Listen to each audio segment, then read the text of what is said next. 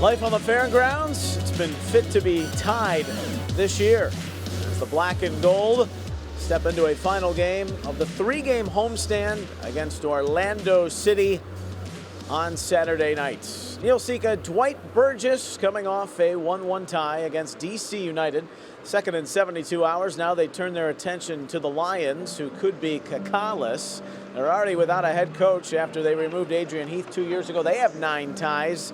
But they like to play, and that might open things up a bit for a Columbus team still looking for more than 1 goal per game.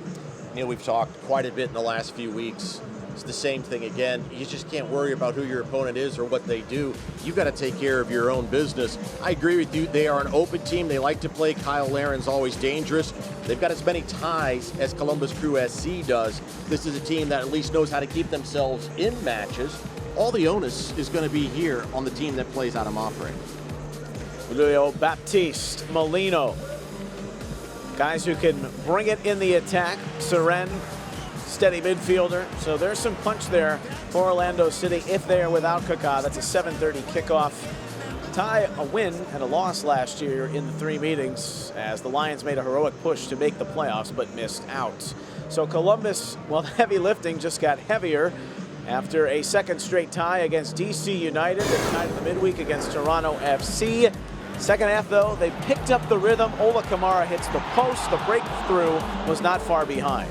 Greg Berhalter said at halftime he wanted his team to be more selfish, to take more shots. They came out of the locker room playing well, couldn't score. Then DC United put some things together. Cedric, an opportunity here. He sees Ola Kamara, and you talk about selfish or unselfishness. In hindsight, he's probably going to be able to dribble right around Hamid, who had committed early. Score stays at 0. We move to the 63rd minute. Wonderful ball from Tony Chani. First time play from Harrison Awful. And a quality finish from Ola Kamara continues to hold up his end of the bargain.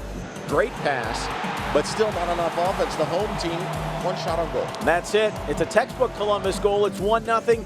Can they see it out?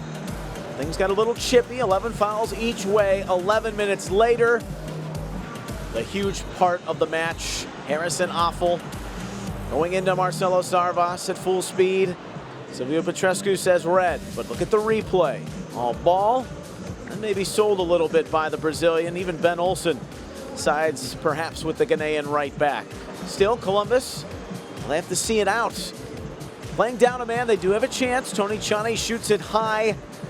The last 15 minutes, Dwight, they have been problematic in terms of conceding goals. A little bit of luck here for the DC United offense on this bounce and this meaningless goal. No, there was. And when things are going against you, it's just the way it breaks out. Look, it goes off of Will Trapp, hit his left foot, ricocheted off his right foot, perfectly on stride for his Spindola. If almost anything else happens there, he doesn't convert, and Columbus Crew SC probably goes on and wins. Now, as frustrating as it is, as disappointing it has been, they're still on the doorstep of getting at least into the 6th place spot and qualifying for the postseason. We saw what they did in 14. We saw they turned things around in the second half of 2015. Greg Berhalter's going to stay with who he's got. He's mentioned that they're trying to find some players in the transfer window. That's never an easy process. Game ends at 1. Everyone's talked about this season being on the line. Michael Parkhurst echoing those sentiments.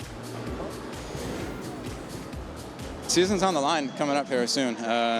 You know, we have to stop pulling punches. I mean, that's the way it is. If we don't get 3 points upcoming in the coming games, you know, we're going to be in a real tough spot down the stretch. So, you know, the pressure's on, there's no doubt.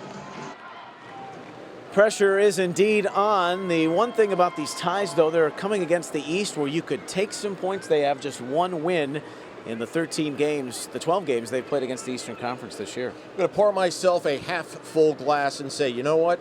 They're deep into the season now, 19 games in, but they're only a handful of points out of playoff position. As bad as it's been, it can get a whole lot better in a hurry.